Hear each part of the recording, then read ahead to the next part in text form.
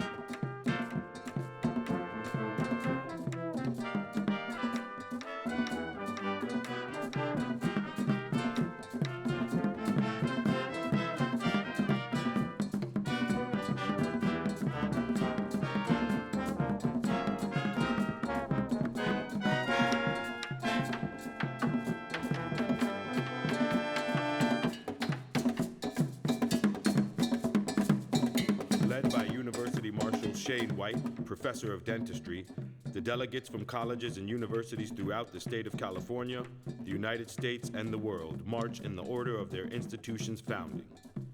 Student Marshals Sophia Mutel and Yi Yi Summer Lai carry the banners.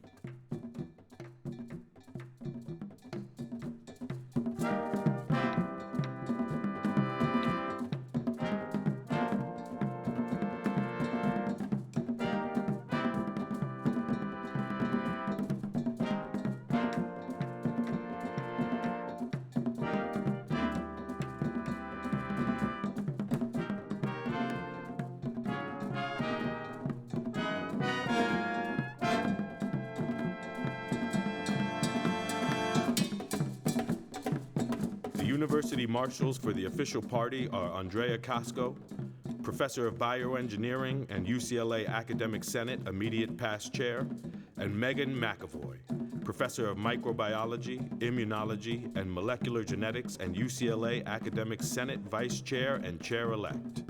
They are preceded by Student Banner Marshals Lekna Kuramaswamy and Adrian Dumigan.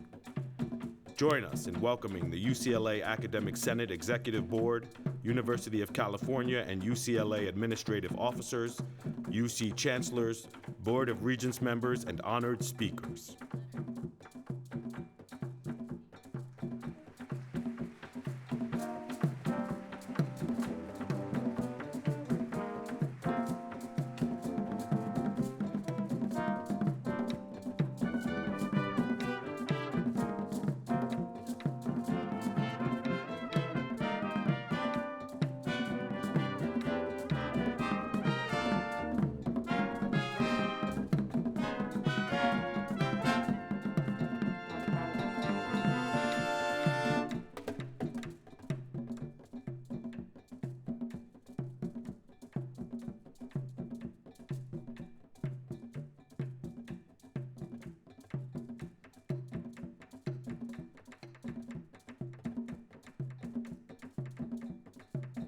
Everyone.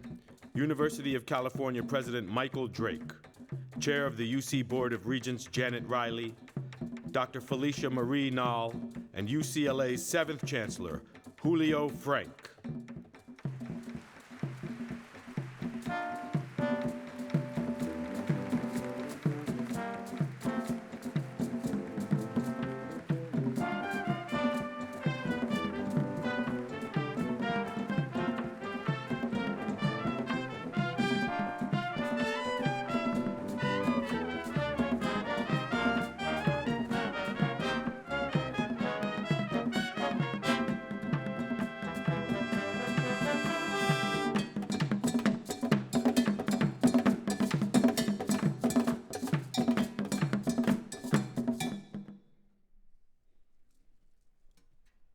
Everyone, please take your seats.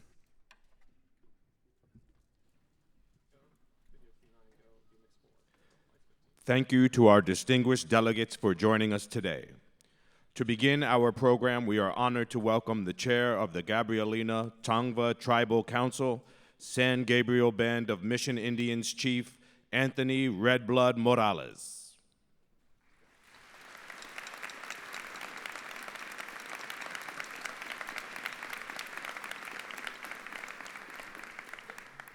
Thank you. Meiha, greetings. Honorable Chancellor, esteemed faculty, students, and guests. On behalf of the Gabrielino San Gabriel Band of Mission Indians, I extend a warm welcome as you step into this new chapter of leadership here at UCLA.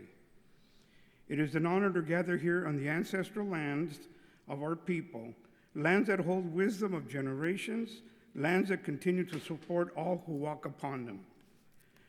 This university, like many institutions across this region, sits upon land issued through a historical land grant, yet remains unceded, meaning that while the framework of ownership has changed, our people's ties to this place have never been broken.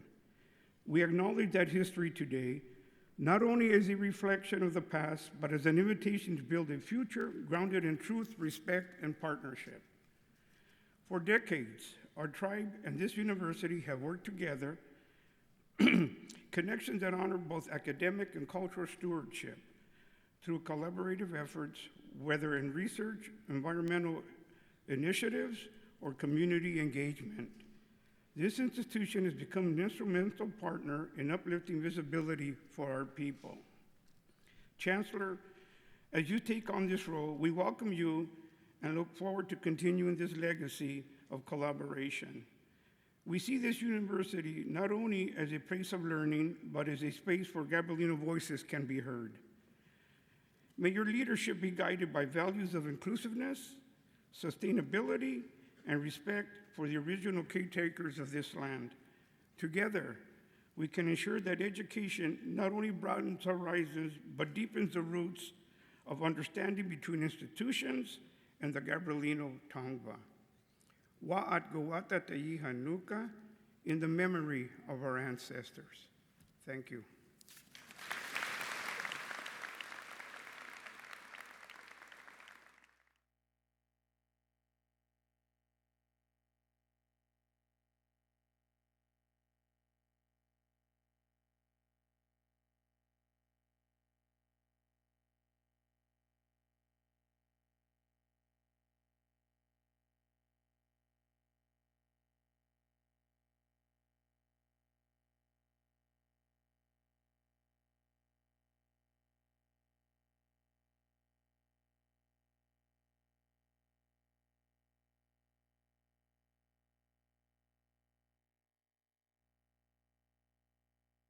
If you are able, please rise for the singing of our national anthem, performed by the UCLA Herb Alpert School of Music's African American Music Ensemble, under the direction of Adjunct Professor Diane White Clayton.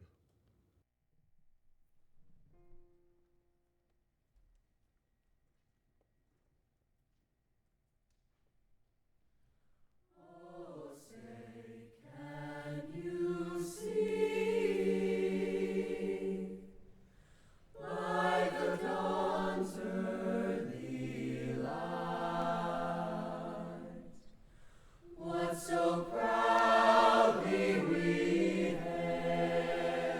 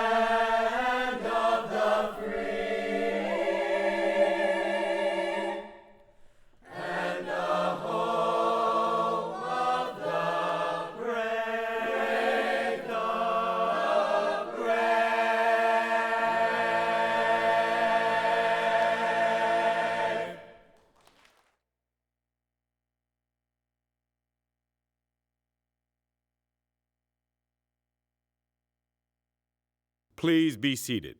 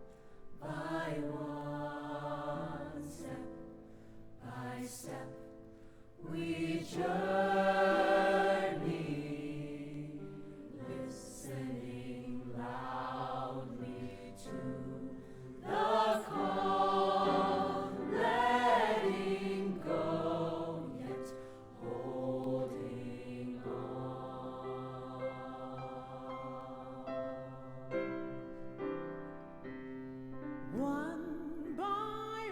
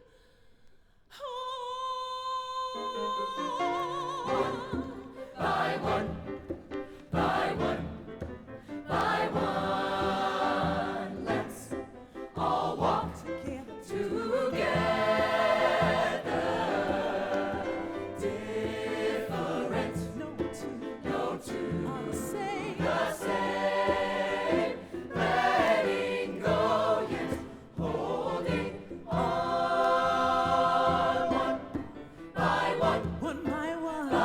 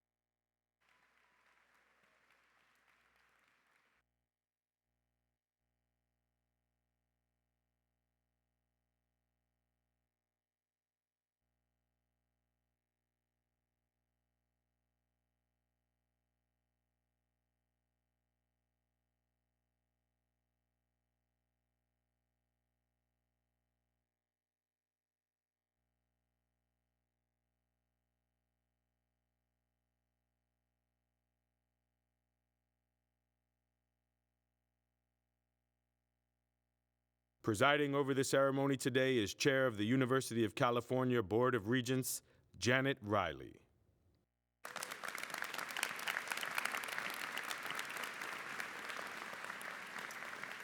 Well, good morning, everyone. It is my distinct honor and heartfelt pleasure to be here today as we formally welcome Dr. Julio Frenk as the 7th Chancellor of the University of California, Los Angeles.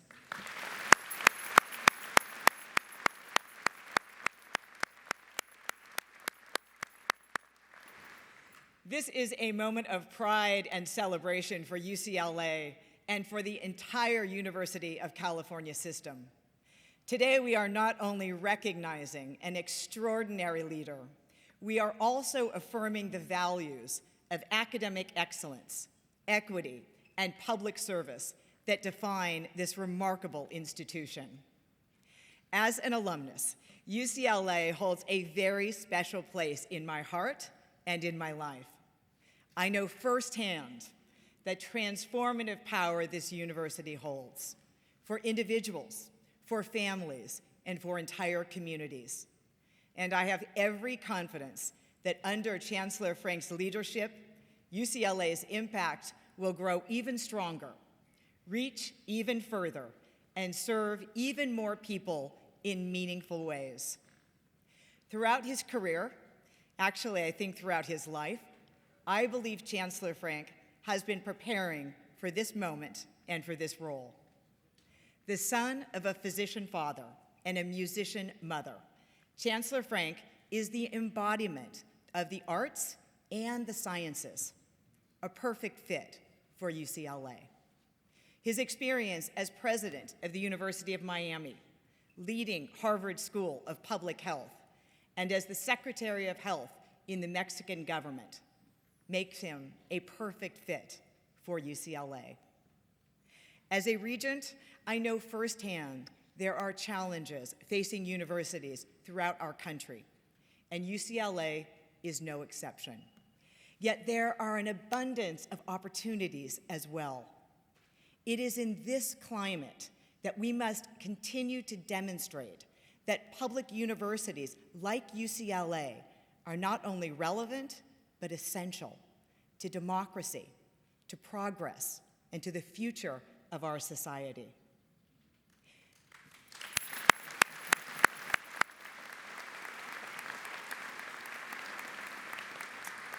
It has been noted that Chancellor Frenk is UCLA's first Latino chancellor.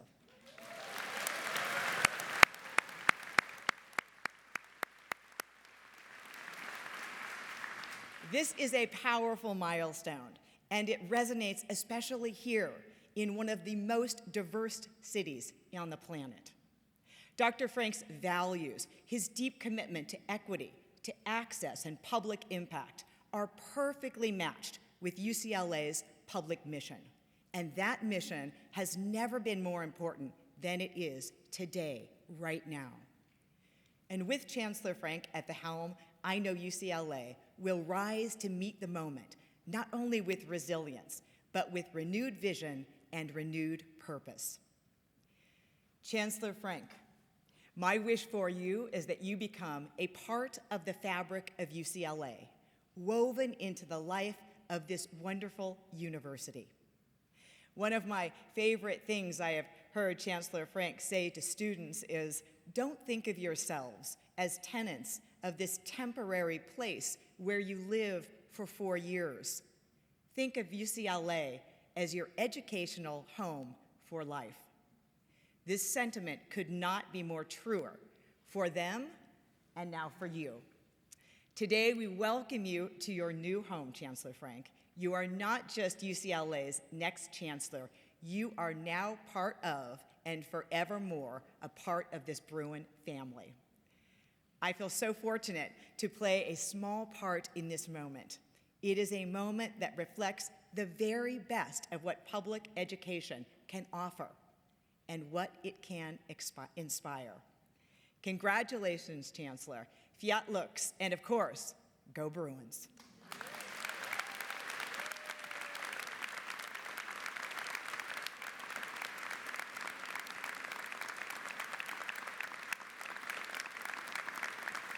Representing the great city of Los Angeles, Mayor Karen Bass.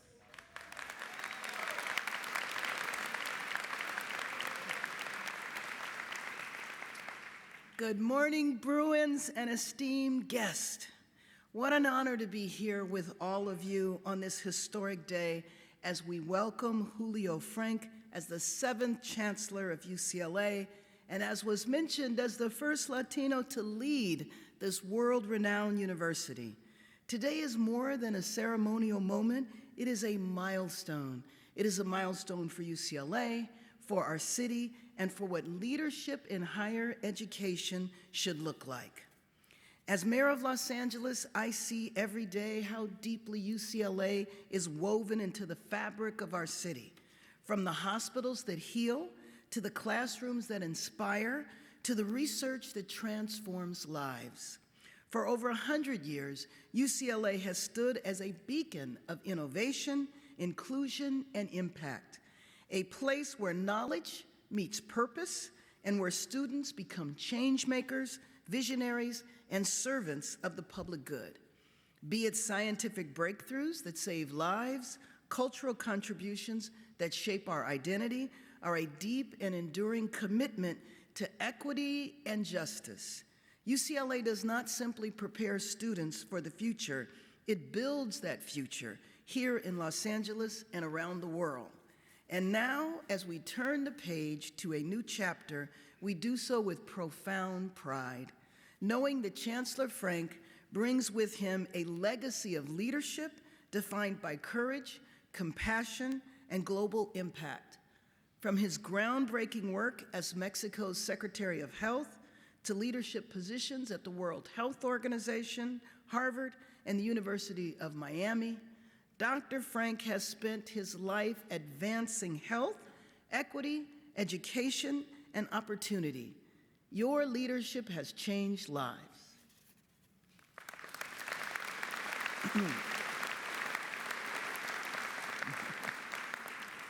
Congratulations, Chancellor Frenk.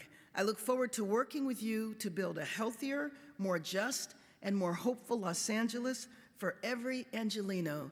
And just think, in a few short years, UCLA will be home to the Olympic Village and welcome the best youth athletes from around the world. And what a better place for that Olympic Village to take place. So on behalf of the city of Los Angeles, I want to welcome you and your family and thank you for leading one of the most trusted institutions into its next great era. Thank you, and go Bruins.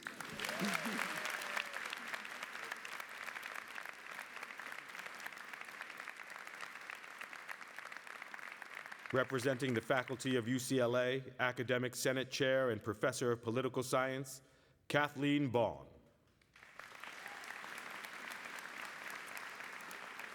Hello, my name is Kathleen Baum, and I'm here as chair of UCLA's Academic Senate. It is a great pleasure and honor to speak on behalf of the faculty in congratulating Chancellor Julio Frenk and in welcoming him to UCLA. I'm also pleased and honored to welcome Dr. Processional as Associate of the Chancellor and as Distinguished Professor of Medicine. We're so happy to welcome you both to our Bruin community. As we all remember, Chancellor Frenk was midway through his second official day on the job when Los Angeles was catapulted into a terrifying fire emergency. His thoughtful and deliberate leadership not only kept our campus safe and calm, but allowed UCLA as an institution and Bruins as individuals to provide help to those who needed it most. I'm particularly grateful, Chancellor Frenk, for the wisdom you showed in reminding us in the transformative power of kindness, for reminding us that kindness benefits not only those who receive, but also those who give. Finding ways to give kindness and help others empowers us and calms us, even under frightening circumstances.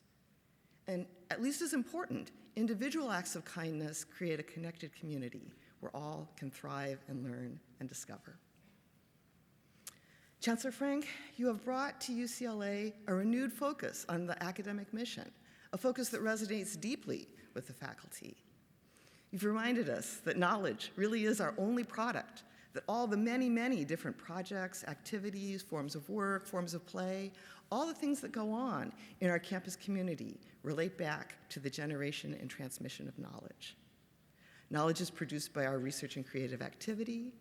It is transmitted as we teach tomorrow's scholars and leaders, that is, our students who come to UCLA to learn not only the cutting edge of new discoveries, but also to grapple with timeless questions and to immerse themselves in the accumulated wisdom of humanity.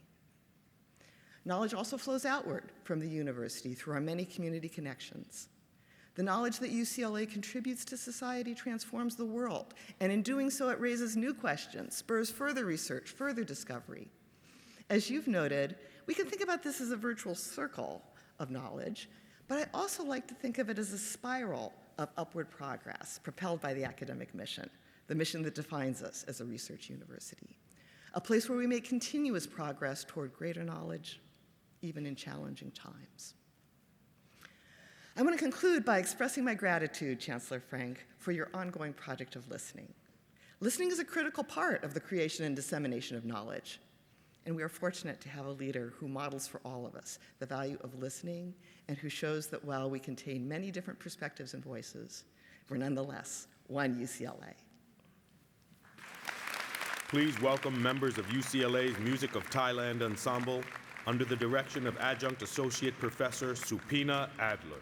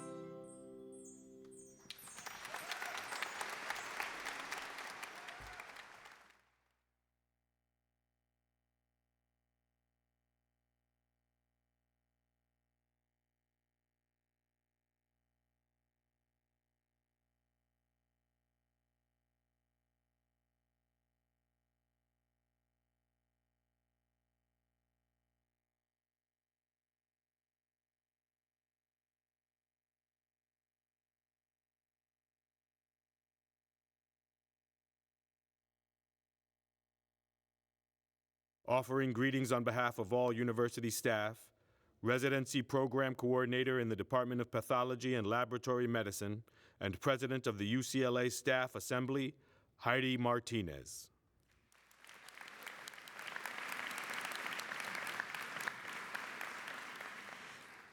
Good morning, Chancellor Frenk, esteemed guests, colleagues, and fellow staff members.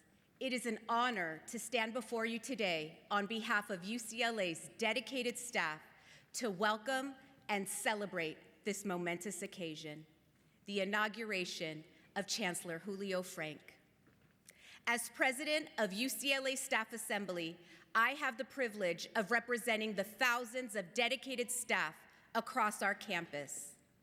In this role, I've witnessed firsthand the unwavering dedication, innovation, and resilience that our staff bring to every corner of this institution.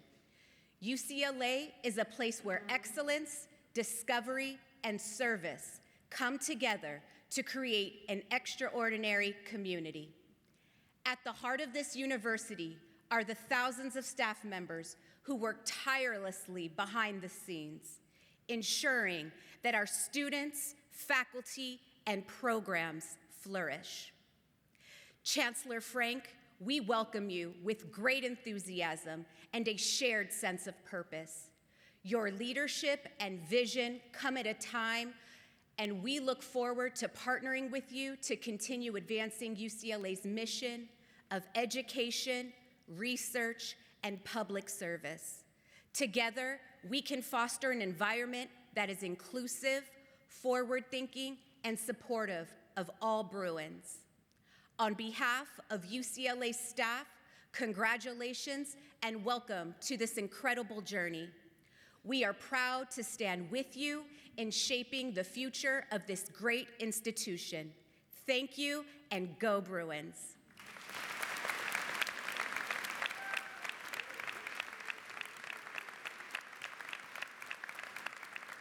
Serving a dual role today as chair of the UCLA Foundation and former president of the UCLA Alumni Association, Cheryl Lott.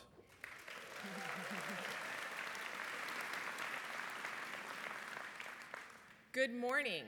I am honored to be here with you all this morning on this historic day in which we have the opportunity to participate in the inauguration of the 7th Chancellor of this great institution. Chancellor Frenk's distinguished career spanning global health, higher education, and his transformative leadership are truly inspiring. In the few months that Chancellor Frenk has been here at UCLA, he has already made a tremendous impact. He started his work here under extraordinary circumstances. The wildfires started just days into his tenure. His experience with disaster response and preparedness from his time at the University of Miami was undoubtedly beneficial to UCLA and the broader Los Angeles community with the donation of the space at the UCLA Research Park. The Research Park was used for the Disaster Recovery Center that centralized resources for Los Angeles residents impacted by the fires. In addition to the federal, state, and local agencies that provided resources at the Research Park, 3,000 active UCLA alumni, parents, faculty, and staff partners volunteered thousands of hours to support the LA community by welcoming them and guiding them to available resources. This is the power of our UCLA alumni and volunteer community. This is the value-added partnership that we look forward to building upon with Chancellor Frenk.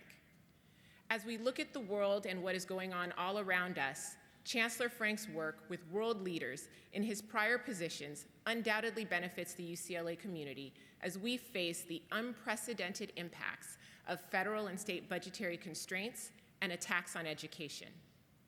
Chancellor Frenk's mantra of leading with kindness and connectedness has led him to hold dozens of listening sessions around the campus and with alumni and community leaders to better understand the unique challenges that UCLA faces and the opportunities. As a past president of the UCLA Alumni Association and current chair of the UCLA Foundation Board of Directors, and as an active Bruin volunteer, as so many in this room are, I know I speak for all of us when I commit to being ready partners to assist Chancellor Frenk and the university to push forward during these trying times. Bruins are optimists, and today is a day of optimism with what the future holds. The challenges UCLA faces are not easy, but we know that together we can convert those challenges into opportunities, working in partnership. We are excited to see what the future holds. Welcome, Chancellor Frenk.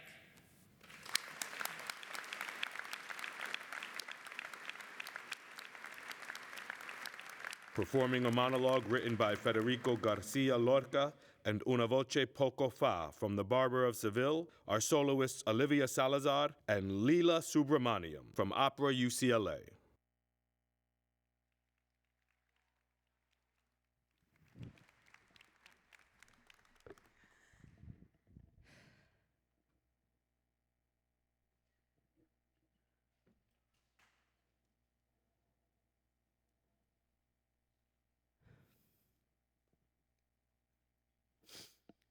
Respectable audience. No, not respectable. Just audience.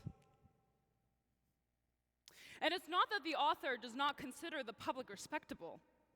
On the contrary, it's just that behind the word lies a delicate tremor of fear and a sort of plea for the audience to be generous with the actor's mimicry and sense of wit. The poet does not ask for benevolence, but for attention. Once he has long leaped over the thorny bar of fear that the author has in his audience. And because of this absurd fear, and because theater and opera are often a means of finance, poetry withdraws from the stage in search of other environments where, say, a tree, for example, might turn into a ball of smoke, or that three fishes with the love of a hand and a god might turn into 3 million fish to feed the hungry masses. Now, the author has preferred to set this dramatic example in the lively rhythm of a popular shoe store. Everywhere, the poetic creature that the author has dressed as a shoemaker beats and animates. And the audience should not be surprised if she appears violent or if she develops a sour mood, because she always struggles. Lucha con la realidad que la cerca y lucha con la fantasía cuando ésta se hace la realidad visible.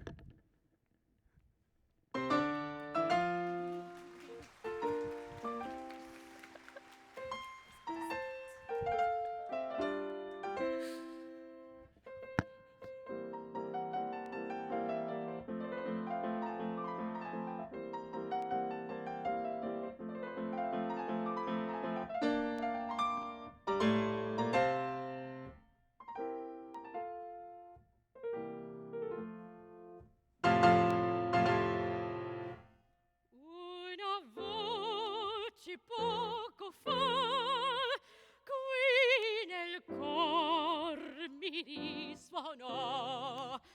Il mio cor ferito è già, l'indor fu che il piago, sì l'indor mio sarà, lo giurai, la vincerò, sì l'indor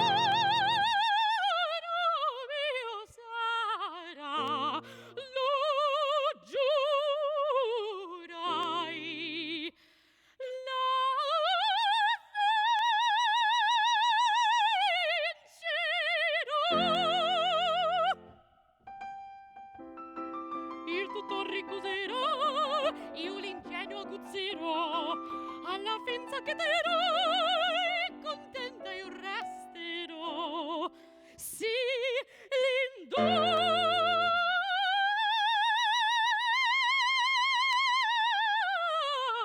mio sarà, lo giurai, la vincerò. Sì, l'indor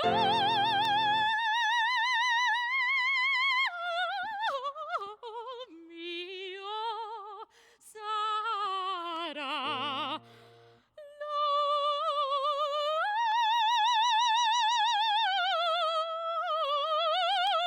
giurai.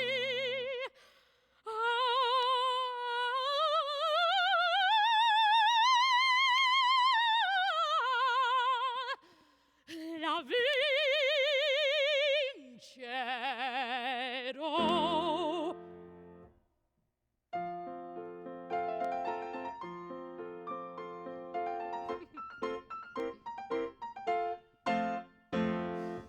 Io sono docile, son rispettosa, sono obbediente, dolce amorosa, mi lascio reggere, mi fo guidar, mi fo guidar.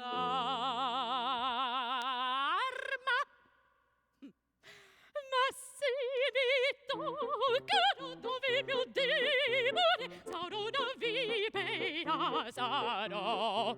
E cento trappole prima di cedere, farò giocar. E cento trappole prima di cedere, farò giocar. E cento trappole prima di cedere, e cento trappole farò giocar. Io sono docile, sono obbediente, mi lascio reggere, mi fo guidar.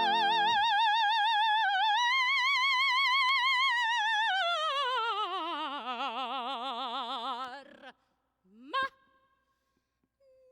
se mi tocca dove io sarò, e cento trappole prima di cedere, farò giocar. E cento trappole prima di cedere, farò giocar.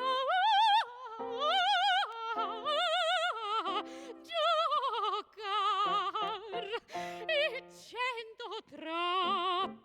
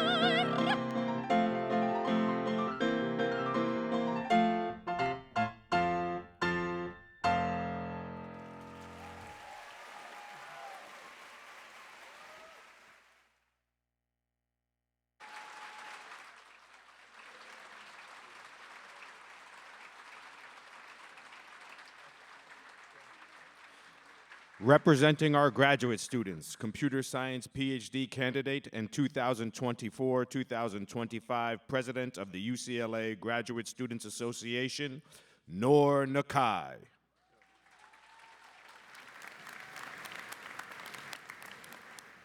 May the words spoken today resonate with the gravity and hope this occasion merits as we usher in a new chapter of leadership at UCLA. Chancellor Frenk, esteemed colleagues, distinguished guests, and fellow Bruins, we convene to welcome you not simply as our institution's 7th Chancellor, but as the custodian of our collective aspirations and the architect of our shared future.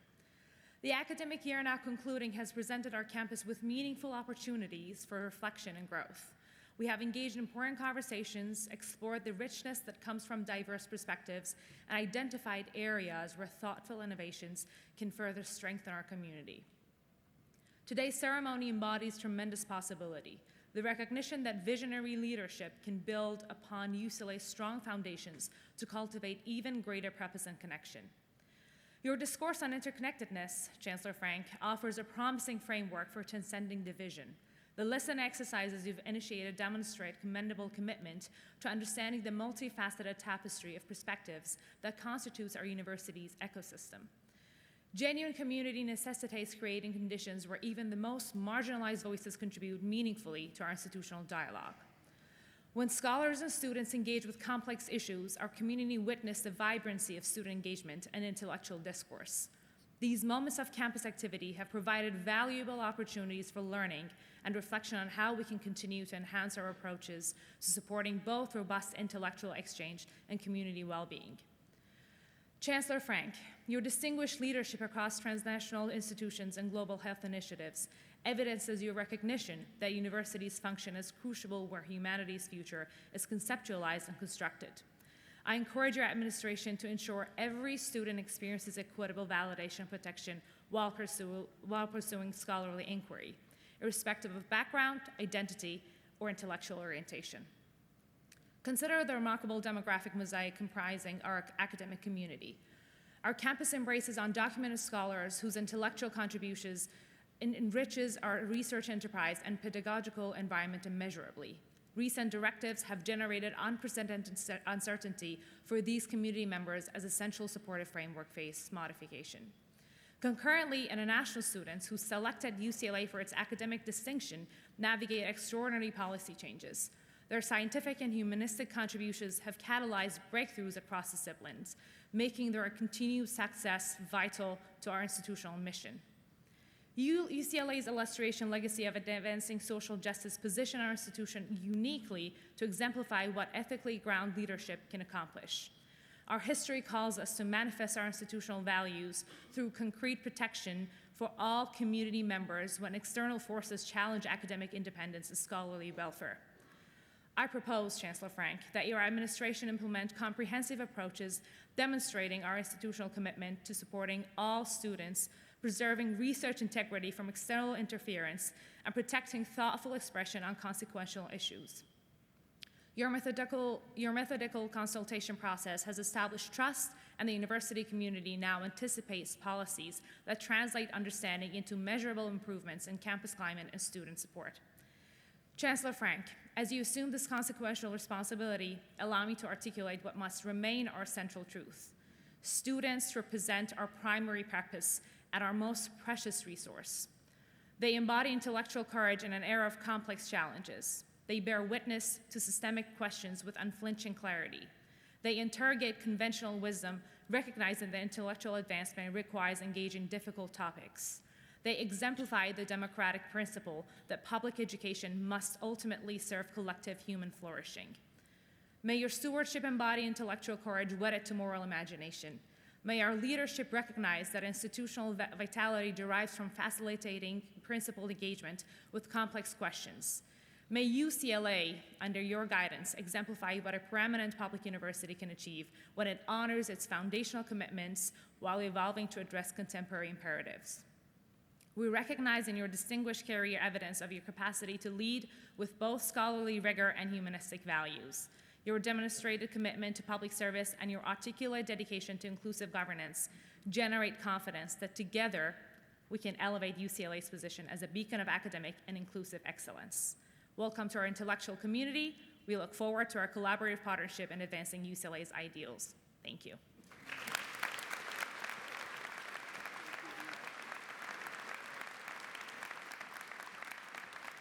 Representing our undergraduate students, a Bachelor of Science candidate in Human Biology and Society and 2024-2025 President of the UCLA Undergraduate Students Association, Adam Tafili.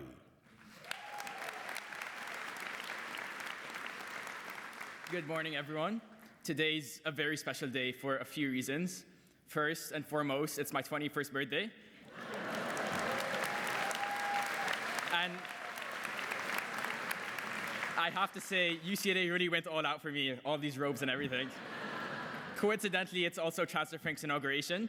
So yes, the Chancellor and I will be hitting the town tonight to celebrate, purely for institutional bonding purposes, of course. I'm Adam Tafili. I'm a senior, the outgoing student body president, and I'm honored to be speaking on this remarkable occasion. When I first heard of Chancellor Frenk's appointment, I smiled. The announcement emphasized his global leadership, his belief in education, and most of all, his habit of leaning into high-stakes challenges. I thought, where did the search committee even find this guy? And now, here we are, a year later, officially welcoming Dr. Frenk to UCLA. This transition has been thoughtful, steady, and intentional. A welcome change for a student body that has been in chaos mode for the past few years. UCLA hasn't truly paused since 2020. A pandemic, wildfires, social and political upheaval, but we kept moving. Sometimes out of survival, sometimes out of pure will. Rarely have we had space to breathe. Then, along came Chancellor Frenk, a global leader, public health expert, and now the captain of our ship, choosing to step into the storm with us. When I first met him 9 months ago, he was already asking the big question: how can UCLA face today's urgency while building the future it dreams of? This appointment is high stakes, and it will remain high stakes. But Chancellor Frenk chose it anyways. That matters. I think about graduating next week with a heavy heart and, honestly, a little fear. The world feels like open water, unpredictable, shifting. I wonder what's next for me, for my classmates, and for students just arriving. But somewhere along the way, I forgot to look up and realize that we're not drifting. We never were. These past months remind me that UCLA is still moving.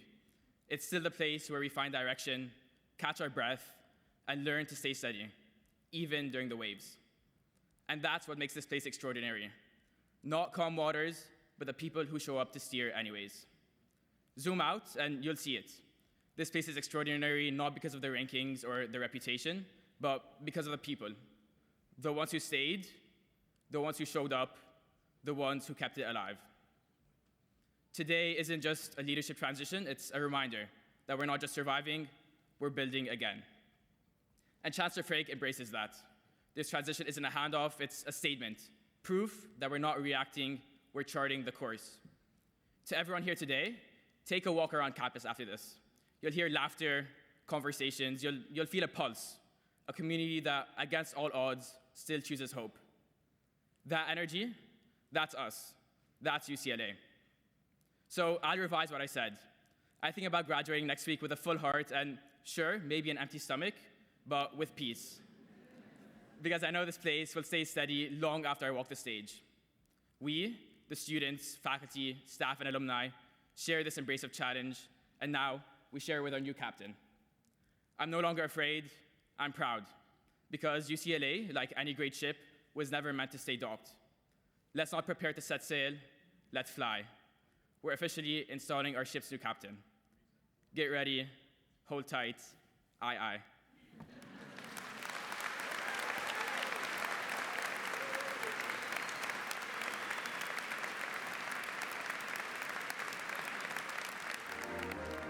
In 1919, UCLA was founded as the southern branch of the University of California, with only 1,300 students and 93 teaching staff. Humble in size, resilient in spirit, and fueled by the belief that public higher education could transform lives and lift communities.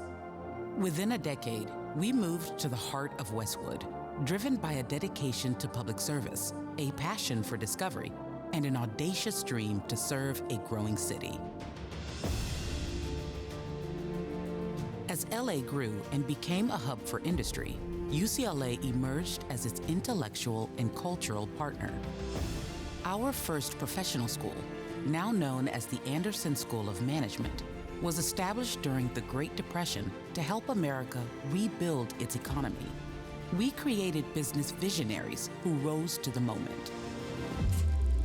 Then came the boom in the entertainment industry, and so we set the foundation for the School of Theater, Film and Television, School of the Arts and Architecture, and the UCLA Herb Alpert School of Music to help fuel Hollywood's dreams. At the same time, our storied athletic program took flight. Jackie Robinson, born the same year as UCLA, became our first four-sport Bruin. In 1947, he famously broke Major League Baseball's color barrier and later emerged as a powerful civil rights icon. After World War II, LA grew fast, as did the community's healthcare needs. UCLA answered with the creation of the School of Nursing and School of Medicine. We paved the way for generations who would come to redefine care, compassion, and the frontiers of medical discovery. And then, breakthroughs in the arts and research elevated UCLA to the global stage. We became the birthplace of the internet, reshaping how humanity connects, learns, and imagines the future. In the creative arts, we launched the Film and Television Archive to preserve our cultural history. Our collection is the second largest, only after the Library of Congress. UCLA is also where the science behind modern medical imaging took shape, leading to the creation of the CT scan and MRI, saving millions of lives. In Pauley Pavilion, a legendary athletics story was unfolding.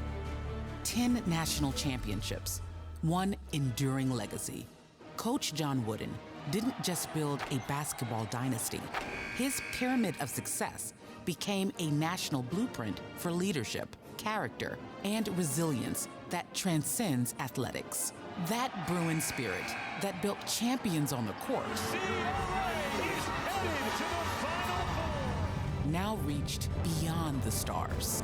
In one of the greatest discoveries of the 21st century, Nobel laureate Andrea Ghez proved the existence of the supermassive black hole at the center of our galaxy, providing a better understanding of how gravity works in our universe.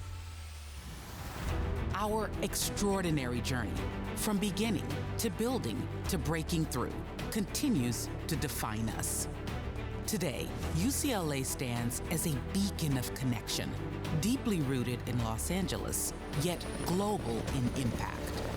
We are the #1 public university. Our students hail from 134 countries. Nearly half attend tuition-free, and 1/3 are first-generation college students. For more than a century, we created a legacy of inclusive excellence in education and knowledge, in research and the creative arts, in public service. And we're just getting started. Today, we welcome a bold new chapter with our 7th Chancellor, Julio Frenk. UCLA will be a university that connects disciplines and communities, leads with impact, and aspires to be an example for the world. A remarkable century behind us, a limitless future ahead. Imagine how we'll be lighting the way together in our 2nd century. Fiat Lux, and go Bruins!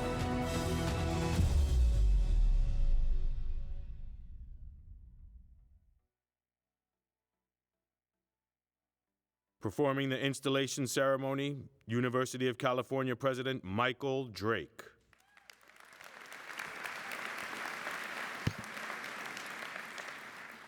Good morning. It's wonderful to be here with all of you today. Wonderful to be on this great campus in this great city. Wonderful to be in historic Royce Hall an honor, actually, to be speaking at the lectern where Martin Luther King, 60 years ago, gave the commencement address here at UCLA. And thinking about today and these days, and thinking about the country that Martin Luther King lived in and dreamed of then, and the future, we're much closer to that future today than we were 60 years ago. And I think with the installation of Chancellor Frenk, we move even a step closer to the country that Martin Luther King dreamed of. We all have to work to make that dream a reality, and we're all privileged to be here today to be a part of the next step in that dream. I have one special guest many special guests in the audience and on the stage. One that I want to take a moment to introduce. We've had, our university is since 1868 now 157 years old. We've had many people who've served as chancellor. Today we'll be inaugurating Chancellor Frenk as our newest chancellor, but we have someone on stage I would like just to take a moment to acknowledge, and that is Chancellor Henry Yang, who is our longest serving chancellor, who will be retiring at the end of this month after 31 years as chancellor at UC Santa Barbara. Henry, please. Thank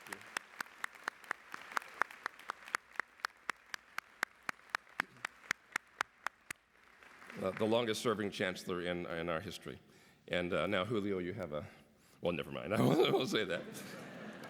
This is a wonderful day for UCLA and for the University of California. And I cannot think of a better, more qualified, more visionary leader to steer UCLA into the future. I've known Chancellor Frenk for a long time. We met when he was the Secretary of Health for Mexico. We worked together for several years to do our best to help improve the health for people in California and Mexico, regardless of their citizenship. We stayed in touch when Chancellor Frenk moved on to serve as Dean of Public Health at Harvard, and later as President of the University of Miami. We had several opportunities since to collaborate on issues impacting higher education, from cybersecurity to athletics, from his leadership in athletics and education to medicine and his love of opera to authoring 5 different children's books on the functions of the human body. Chancellor Frenk is a true Renaissance man, representing the vast array of research and interests and talents at work across our universities. Last year, when Chancellor Block decided to step down, we began to think of who could possibly fill those shoes and take UCLA that next step forward. And in thinking about the people that I'd known across the country, Chancellor Frenk was at the top of the list.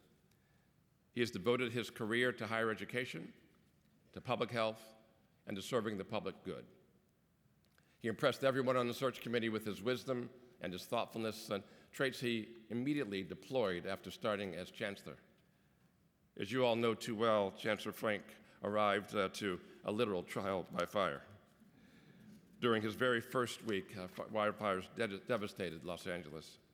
UCLA needed a leader who could remain calm under extreme pressure, someone who could provide a reasoned and reassuring voice to a community amidst tragedy. From day one, he has been that person. He worked tirelessly to keep the UCLA community informed and safe and connected. His wisdom and care, his experience, were just what the campus needed during a stressful time. I know those qualities will serve him in good stead in his tenure as the 7th chancellor here at the University of California, Los Angeles. And now, as a part of the official ceremony to install Julio Frenk as UCLA's 7th chancellor, I will present the UCLA Chancellor's Medal, a symbol of this highest office on our campus. I'd like to invite an esteemed member of the UCLA faculty to assist me with the presentation. If Andrea Getz, the professor of physics and astronomy, as well as the Lauren B. Leichterman and Arthur E. Levine Chair in Astrophysics, would join me. Andrea, nice to see you.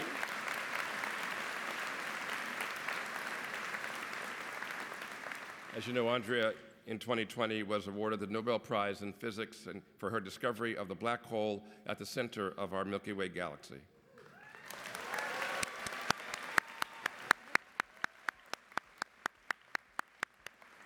She is a dedicated teacher and mentor, an advocate for women in science, an exemplar of UCLA's institutional values, and a terrific person. Professor Getz, please join me at the front of the stage, which you've, fast thinker, you already, she thinks ahead of us, and obviously. And Chancellor Frenk, will you please join us?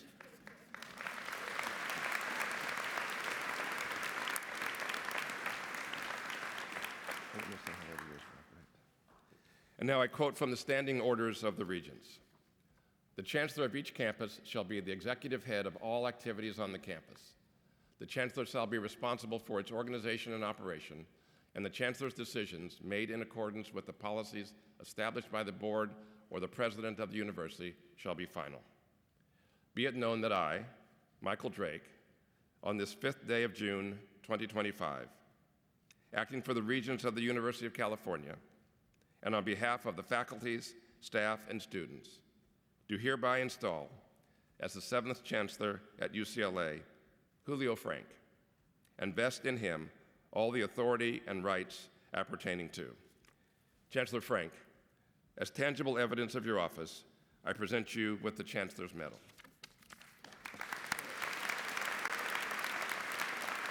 You take this here.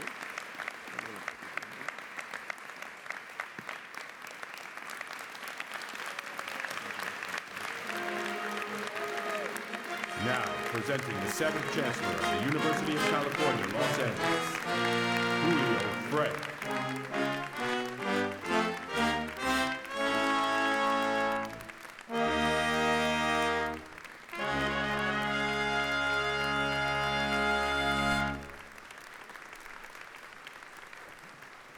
Ladies and gentlemen, Chancellor Julio Frenk.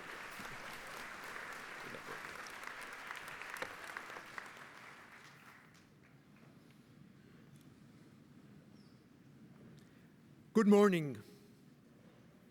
Regents, leadership of UCLA and the University of California, faculty, staff, students, alumni, benefactors, colleagues, family, and friends, welcome. A very special welcome to Janet Rayleigh, Chair of the UC Board of Regents, to UC President Michael Drake, and to my esteemed colleagues, the chancellors from other campuses in the UC system.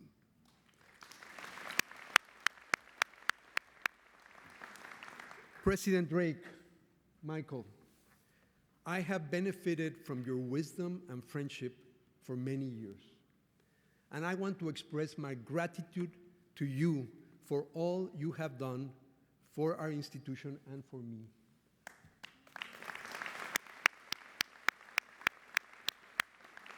You have been a tireless champion of opportunity and justice through higher education and healthcare. As we come together, I wish to honor the legacy of the 6 chancellors who came before me, whose names are inscribed on the medal that I now proudly wear. In particular, I acknowledge my immediate predecessors, former Chancellors Jean Block and Albert Carnesale, as well as former Acting Chancellor Norman Abrams. I also thank our Executive Vice Chancellor and Provost Darnell Hunt, who provided steady leadership as Interim Chancellor until my arrival.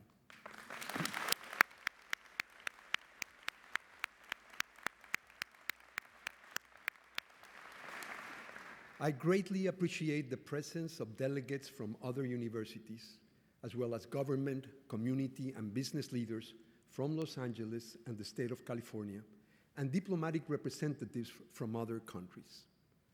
Among the dignitaries who honor us today are the Mayor of Los Angeles, Karen Bass, and the Chair of the Gabrielino Tongva Tribal Council, Chief Anthony Redblood Morales, from both of whom you have already heard.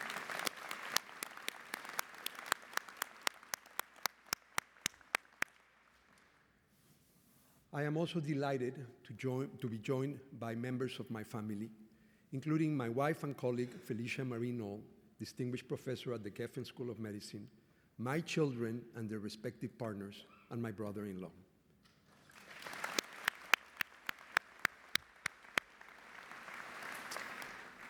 Many others, present and absent, have played a crucial role in my life. Time does not allow me to mention all of them, but I always carry with me the blessing of their love, friendship, and support.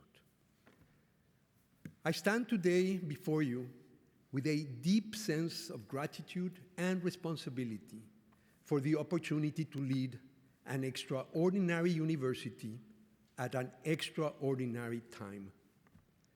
Higher education in the United States faces its moment of greatest challenge in living memory.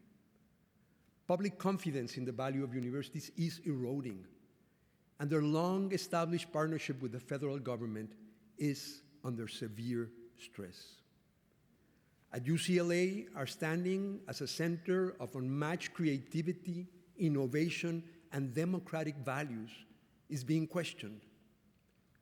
We must meet the moment with courage, resilience, and wisdom. I am determined to channel the powerful mix of talent and commitment that defines the Bruin spirit to make sure that UCLA continues to advance the values that underpin our value to society. Search for truth. Thank you.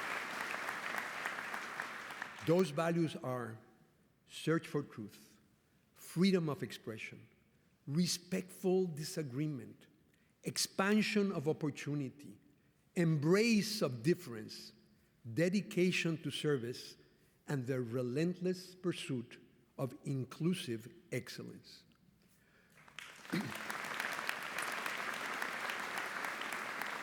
Such values have been part of UCLA's essence since its humble beginnings. In 1919, our institution opened as the southern branch of the University of California with just 1,300 students.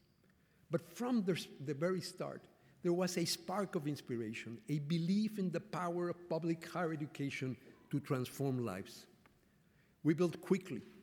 Within a decade, we moved to Westwood, a campus carved into the hillside with 4 buildings and a vision for more.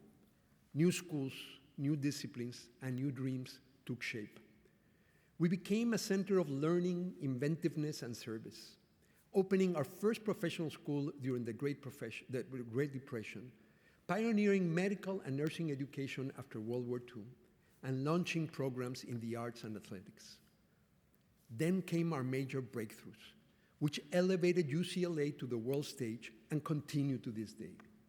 UCLA is the birthplace of the internet. We revolutionized cancer treatment, and we peered into the heart of our galaxy. That trajectory, from beginning to building to breaking through, still defines us, and we are just getting started.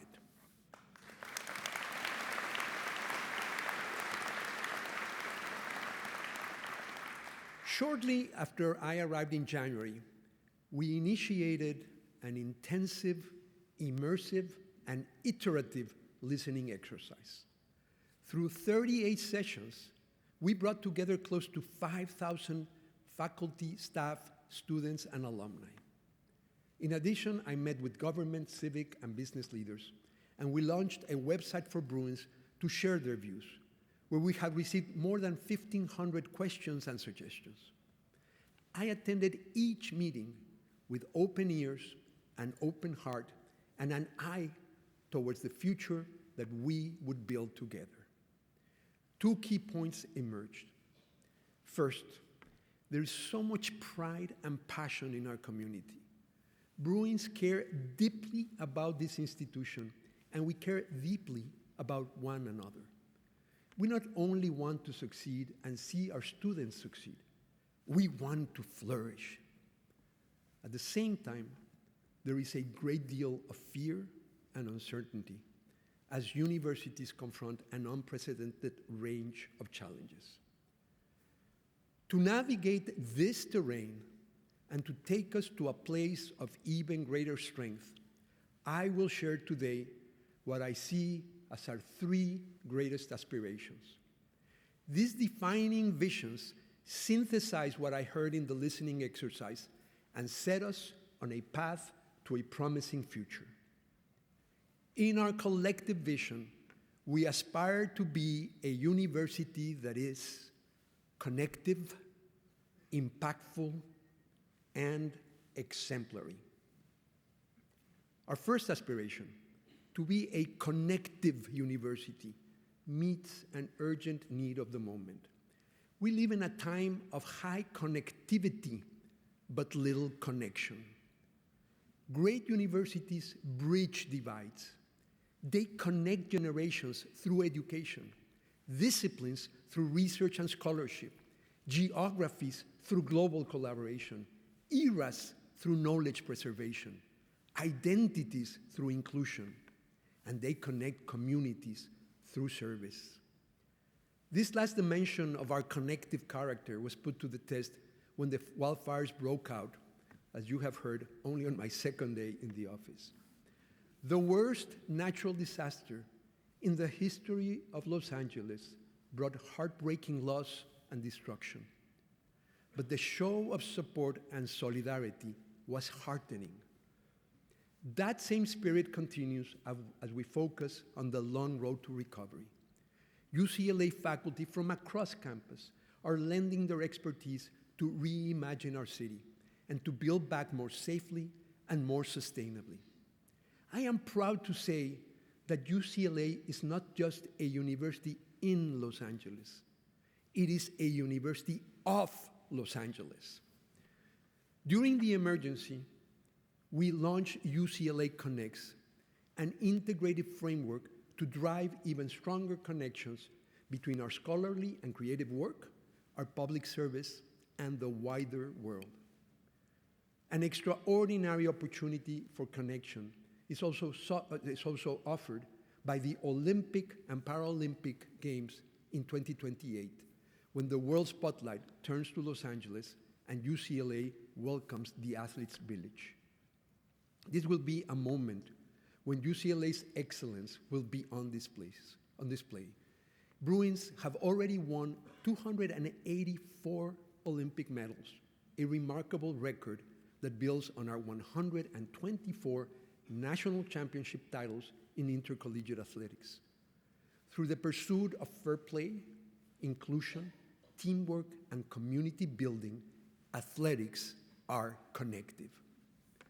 More broadly, UCLA Connects will also look inside as we focus on healing and rebuilding trust among the members of our own community, of students, faculty, and staff. I will say more about that later.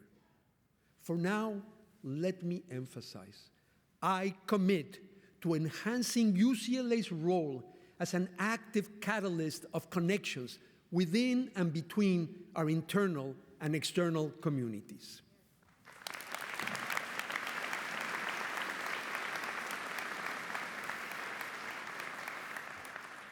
Our second aspiration is to be an impactful university. Knowledge, the essential product of universities, is crucial to understanding the world in a meaningful way and to driving enlightened social transformation. Now more than ever, we must build a sturdy bridge that connects scholarship to solutions, enabling us to fulfill our ultimate duty to society. To do so, we must defend our institutions. Institutions provide the matrix for building durable structures that enable purposeful action. Institutions remain after individuals move on, allowing us to transcend with and through others.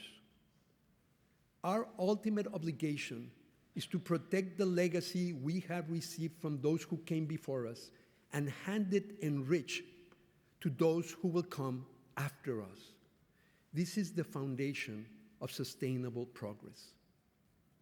Universities count among the institutions with the most enduring staying power. They provide the type of continuity that builds civilizations. At the same time, they cultivate critical thinking and creativity that propel positive change.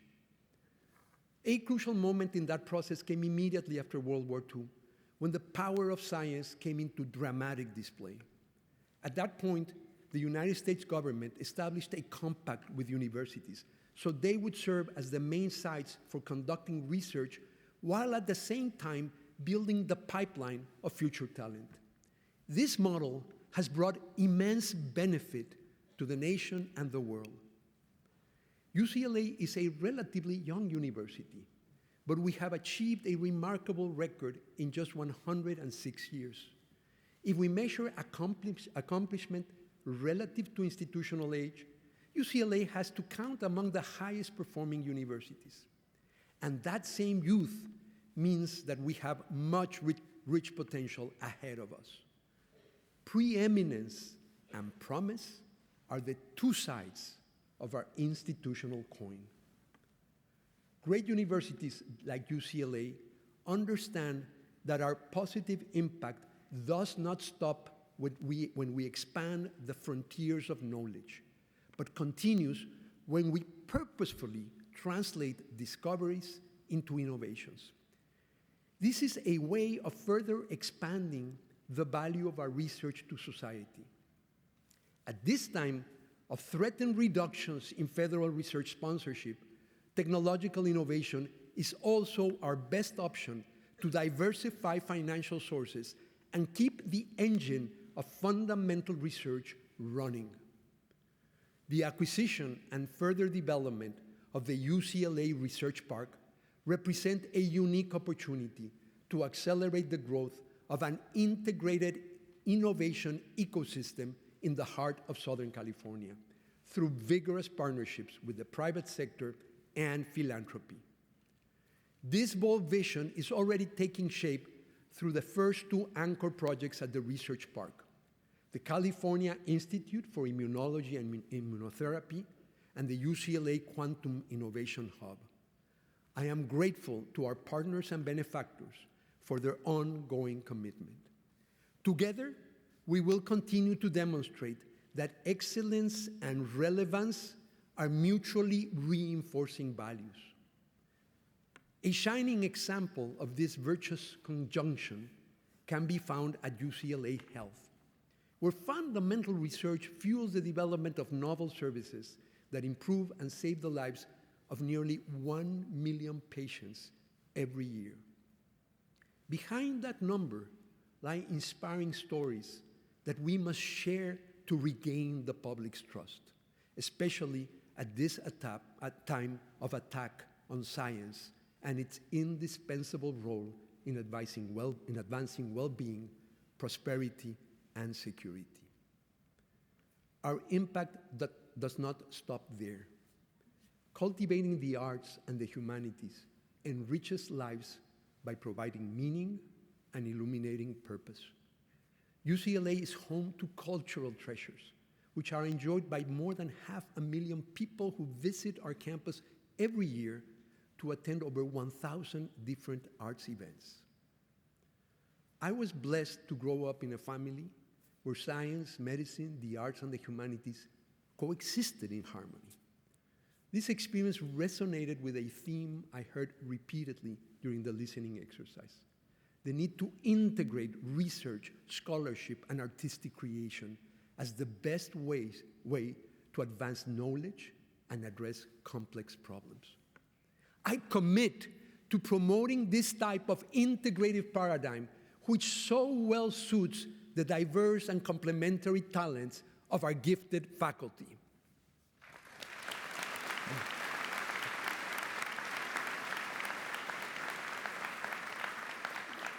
Another critical endeavor where we must continue to break down silos is educational innovation.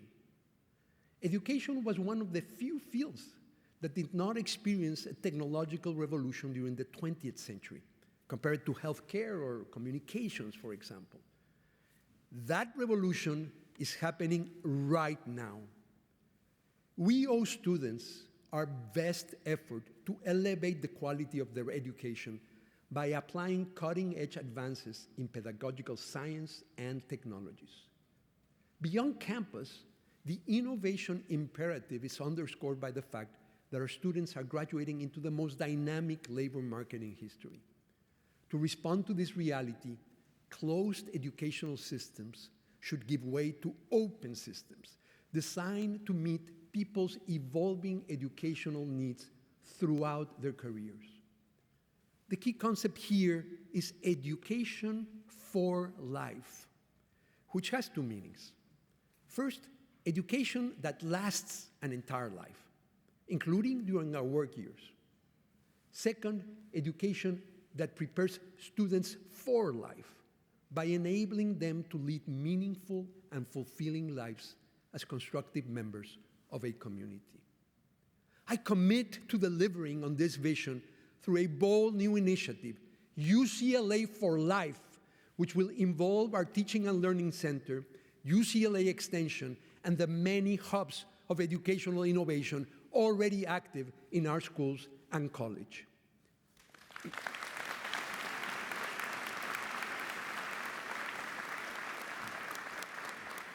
Such innovation will allow UCLA to expand even further the benefits of its high-quality education, which is key to restoring public trust in universities. Our strategy in this respect is guided by inclusive excellence, an integrative concept that simultaneously seeks the achievement of the highest standards of quality and the expansion of access to larger and more diverse groups. Some believe that these two goals are mutually exclusive. We affirm that they are mutually reinforcing. Excellence without inclusion deepens inequality and resentment. Inclusion without excellence leads to waste and frustration. I commit to further elevating UCLA's position as a university that is both distinguished in its high level of achievement and distinctive in its commitment to broaden access and success for students from all walks of life.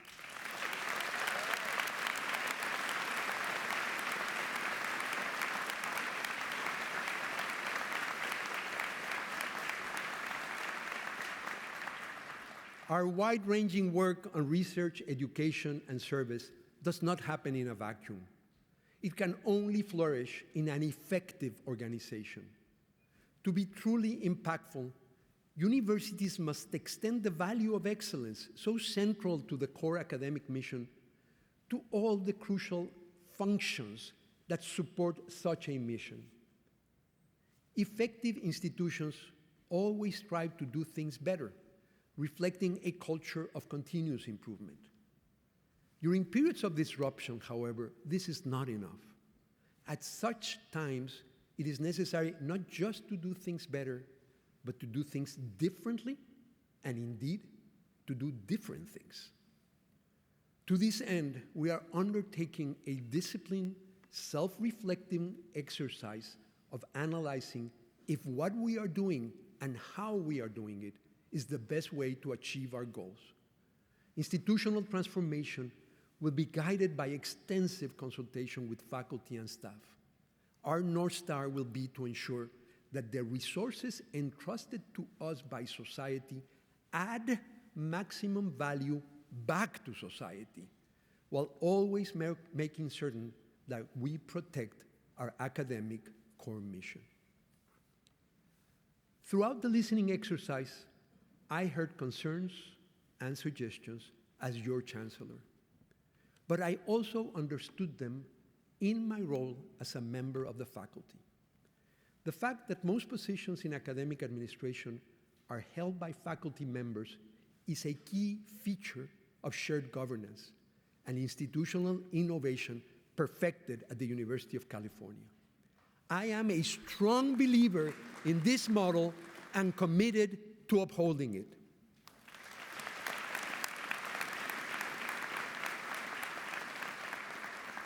I have mentioned our faculty and staff.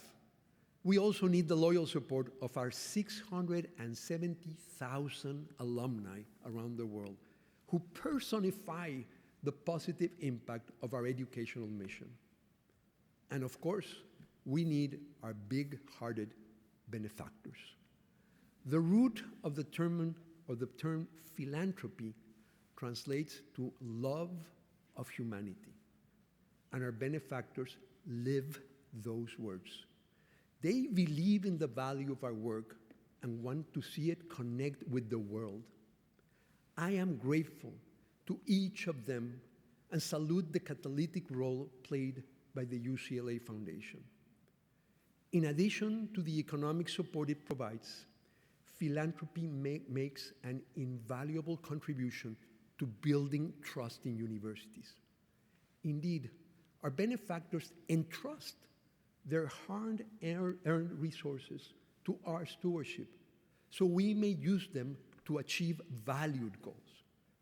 Such acts of generosity signal to others in society, including policymakers and taxpayers, that universities are indeed a force for good.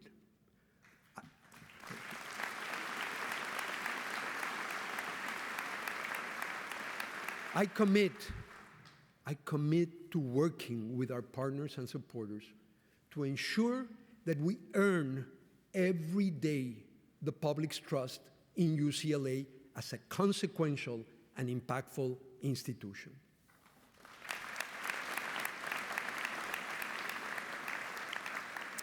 Our third aspiration is to be an exemplary university.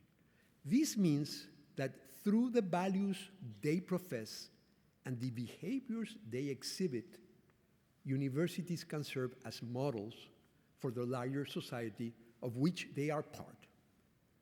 We have a firm foundation on which to build in pursuit of that ideal. UCLA is the #1 public university in the nation, and it is part of the premier university system in the world. We have the strength to engage now in a process of institutional renewal that will enable us to better meet the complexities and imperatives of the current moment.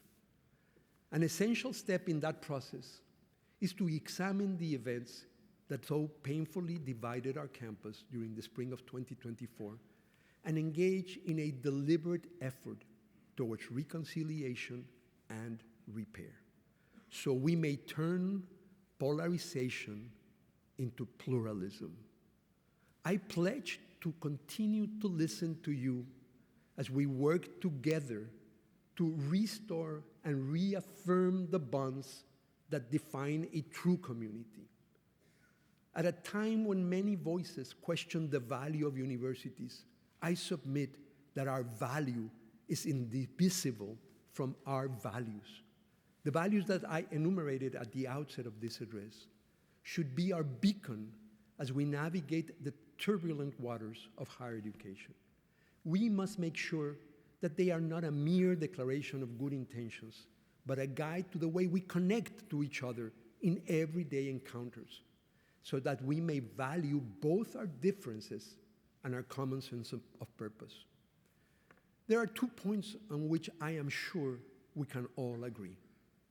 First, by recognizing the inherent dignity of every human being, we must actively prevent and combat discrimination. Nobody on our campus should feel unsafe because of who they are or what they believe in.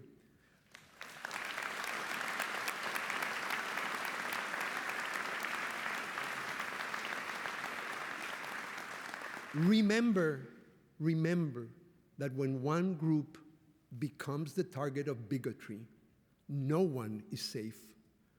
This is why we have launched a comprehensive initiative to combat anti-Semitism, which is an essential element of our determination to end all forms of prejudice and intolerance on our campus.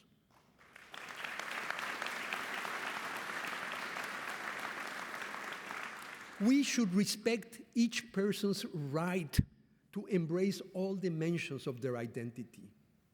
At the same time, we must avoid the corrosive tendency to see people solely through identity-based categories, assuming that they are uniformly alike within those groups and losing sight of their individuality. Such distortions flatten individual identities and lead to rejecting entire groups as the other. This is the ultimate form of dehumanization. History teaches us that stigmatization of groups, if left unchecked, has led to the worst atrocities. Fortunately, most members of our community share a common ground of empathy and kindness to connect with each other beyond the confines of faceless categories. Second, we should agree that in a university, the way to process differences is through reason and dialogue, not hate and violence.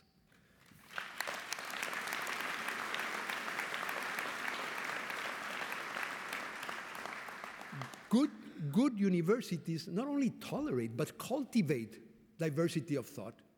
They stand against dogma, conformity, and indoctrination. We can disagree passionately, even vehemently, but always respectfully. Respect begins by never dismissing opposite perspectives, but instead listening to them and engaging in dialogue across differences. Creating the space for such engagement is one of the key roles that universities play as social institutions.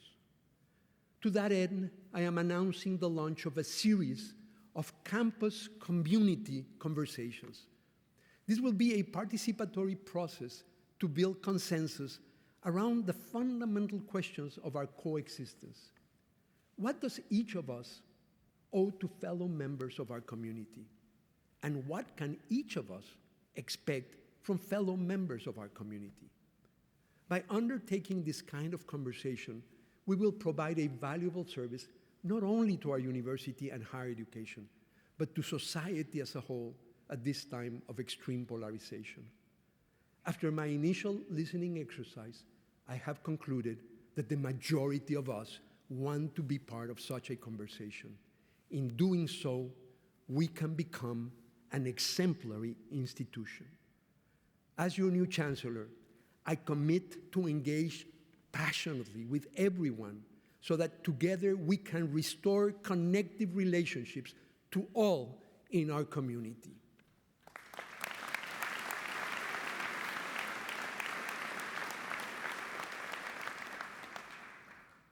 For me, this work is profoundly personal. The defining moment of my life happened when my paternal grandparents were forced to leave Germany in the 1930s, along with their 2 children, my father, who was 6 years old, and his sister, who was 4. A series of coincidences took them to Mexico, a nation that was poorer in material wealth, but richer in what mattered the most then and now: kindness to strangers. It is relatively easy to be kind to people we know, but it is much harder to be kind to people who are different. Yet it was such kindness that saved my family's life and made my own life possible. Like all my siblings and cousins, I was brought up with a sense of duty to reciprocate kindness to strangers. As a result, we have all devoted our careers to public service through science, medicine, music, and education. This has been the pathway that brings me to you today. I am proud to be the first Latino Chancellor of UCLA. Me siento orgulloso de ser el primer rector latino de la UCLA.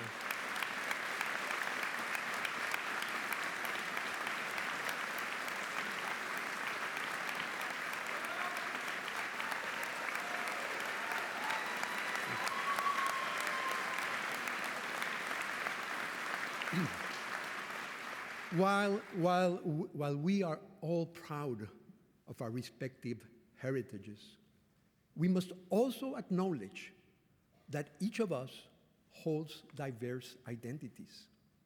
The resolve to stand against the external forces of discrimination and intolerance can be strengthened if we embrace our own inner diversity.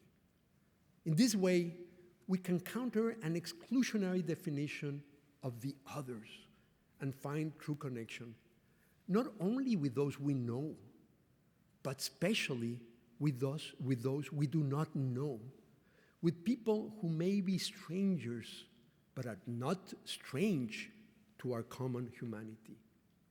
Each of us is all of us. Exemplary universities must demonstrate to the larger world that such an enlightened pathway is indeed possible. I commit to serve this university as everyone's chancellor.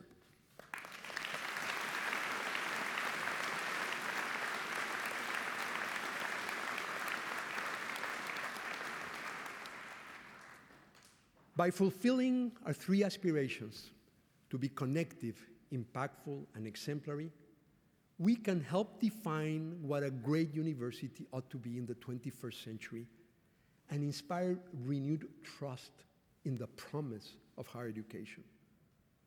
Earlier, I traced our institutional trajectory of over 106 years of progress powered by vision, resilience, and the boundless energy of generations of Bruins.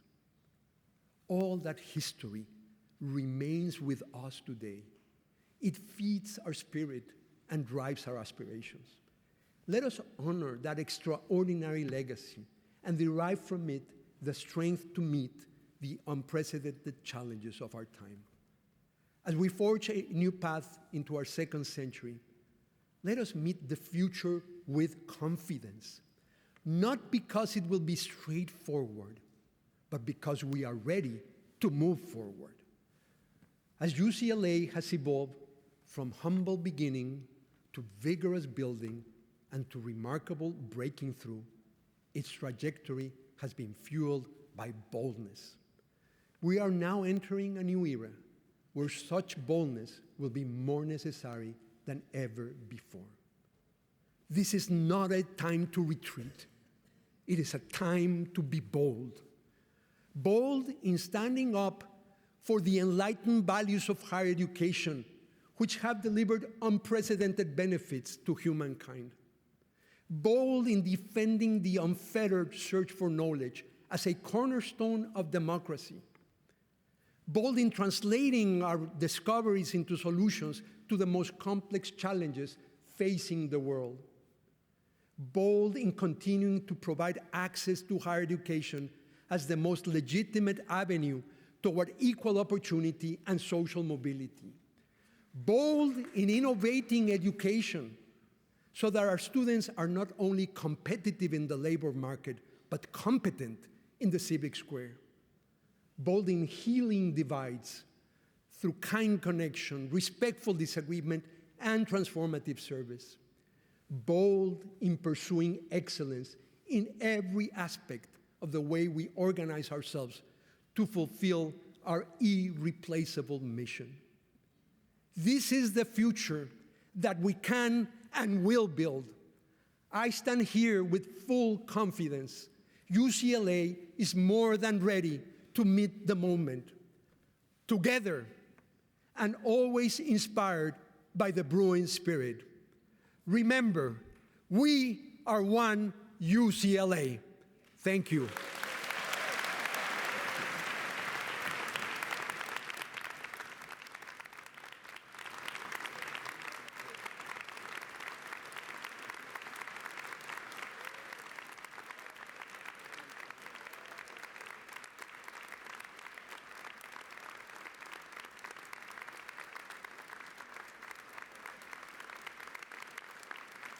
Everyone, please welcome members of the UCLA Herb Alpert School of Music Chamber Singers for the singing of UCLA's alma mater, Hail to the Hills of Westwood, under the direction of Professor and Chair of the Department of Music, James Bass. Hail to the hills of Westwood, to the mighty sea below. Hail to our alma mater, we will conquer every foe. For we're loyal to the Southland, her honor will uphold. We'll gladly give our hearts to thee, to the blue and to the gold.